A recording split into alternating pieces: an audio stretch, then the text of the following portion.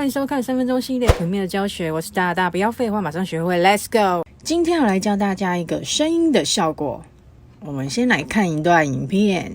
以前的小孩非常乖，像我女儿生出来给她喝牛奶，喝完她一歪就好了，就睡着了，也不吵也不闹。真的孩子你说不皮不皮是骗人家的啦。像我女儿也不吵也不闹。你如果孩子不皮，你叫他坐就是坐，站着就站这个孩子就有问题了。他只要讲一句，绝对不敢动。阿姨，你们是不是有仇？看完这个影片，我要来教大家的就是这个部分，这个。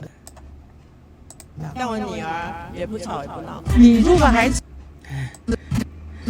前面他一直在夸自己女儿很乖很乖，然后他有点反讽的感觉。我来截取他的那一段话，刚刚已经把它讲完了。也不吵也不闹，那就是这两句。但是呢，这个也不吵不闹，它有加一个音效，没办法避免，就是在模拟一下它做好的样子。那这个效果就是在音频效果里面的模拟延迟，将模拟延迟拉到音轨这里，要拉2次，再拉2次，效果控件就会出现这个模拟延迟。那编辑点下去的话，预设是一个50年代极敲的回音。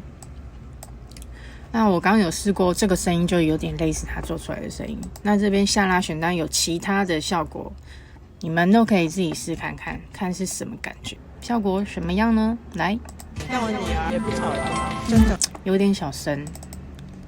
那我把音量提一点，非常乖。像我女儿也不吵也不闹，也不吵也不闹，这个感觉比较没有出来，因为它有一个音效叠在声音上面，基本上应该就是这样。像我女儿，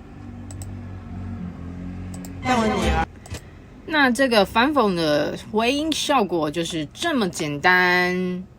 再来复习一下它在音频效果里面的模拟延迟，拉到音轨里面就完成了这个效果。我的朋友，你们学会了吗？如果学会的话，记得帮我按赞、订阅、分享，一起开启小铃铛。